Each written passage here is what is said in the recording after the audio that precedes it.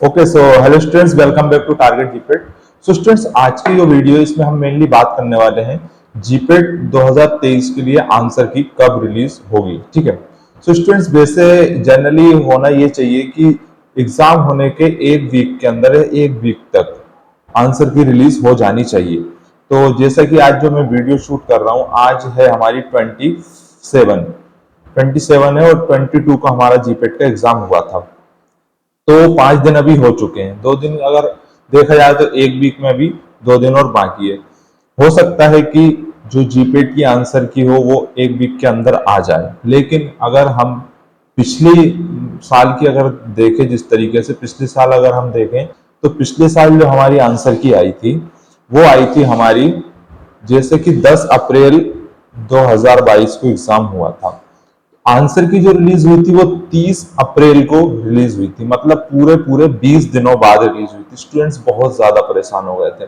NTA ने जो answer की करी थी वो 20 दिन में, समझ रहे हो, 10 तारीख को एग्जाम हुआ था और 30 तारीख को, 30 अप्रैल को आंसर की रिलीज करी थी।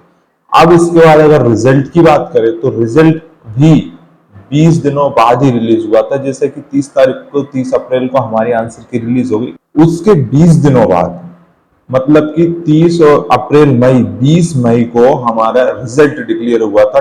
जो फाइनल रिजल्ट आता है जीपेट का वो 20 मई को हुआ था। मतलब पूरे एग्जाम होने के 10 अप्रैल से एग्जाम हुए, वो लेके पूरे 40 दिन बाद हमारा फाइनल रिजल्ट आया था। 10 अप्रैल को एग्जाम हुआ था और 20 मई को फाइनल रिजल्ट आया था, जिसमें 20-20 दिन के गैप से दिया गया था। 20 दिन बाद आंसर की आई थी और उसके 20 दिन बाद जो है कि हमारा रिजल्ट आया था। ठीक है। तो अगर उस हिसाब से अगर हम देखें कि पिछले साल जिस तरह से रहा था उस हिसाब से देखें, तो अगर हम, हमारा जो है कि जुलाई में जाकर रिजल्ट आएगा। वैसे मैं ये कंफर्म नहीं कह रहा हूं कि ऐसा होगा, लेकिन पिछले साल ऐसा हुआ था। 20 तारीख को हमारा रिजल्ट डिक्लेयर हुआ था।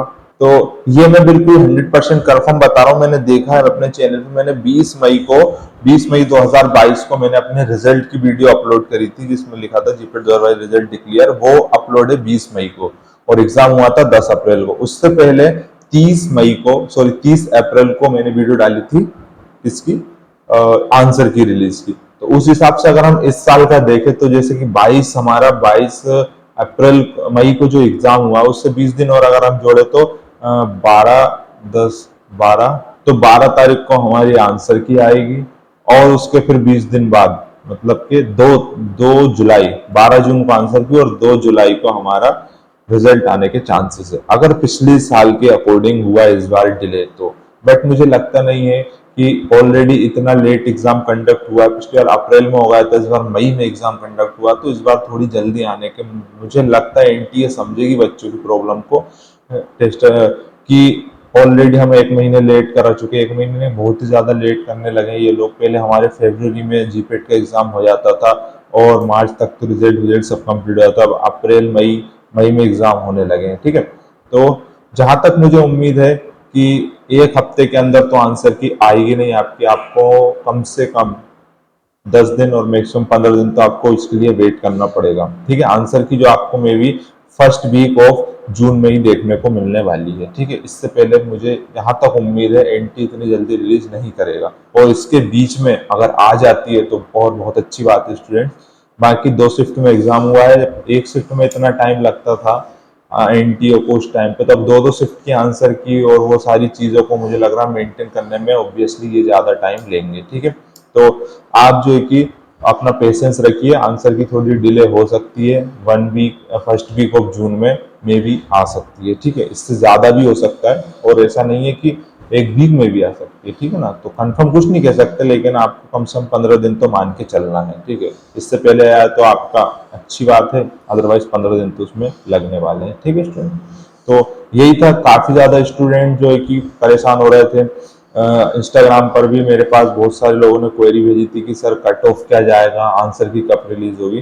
तो कट ऑफ का स्टूडेंट्स ऐसा है कि कोई भी पहले से प्री डिसाइड तो रहता नहीं है। ठीक है। वो आप डिपेंड करता है आपके एग्जाम पर और आपकी परफॉर्मेंस पर, किस तरह का आपका एग्जाम था, किस तरह की आपकी परफॉर्मेंस रही थी उस टाइम पे। ठीक है।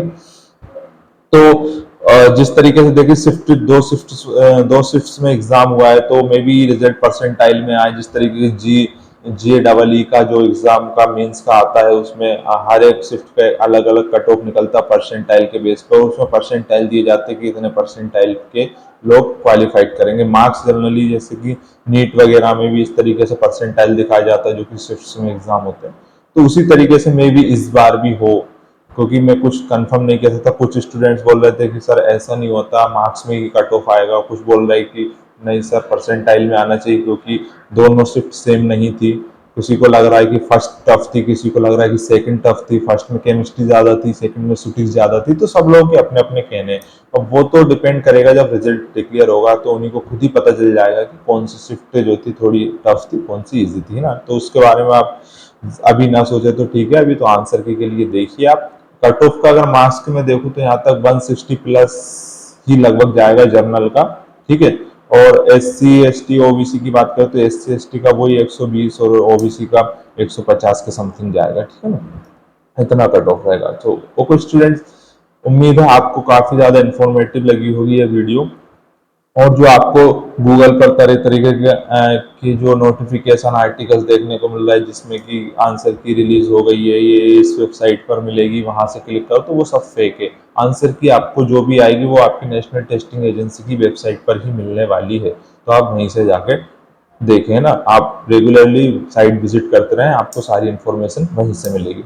ओके स्टूडेंट, सो इस वीडियो में इतना ही स्टूडेंट्स, मिलते फिर अगली वीडियो में किसी नए टॉपिक के साथ। अगर आपको कोई इससे रिलेटेड क्वेश्चन हो तो आप जरूर कमेंट बॉक्स में पूछ सकते हैं। Thank you so much for watching this video up to the very end. Bye.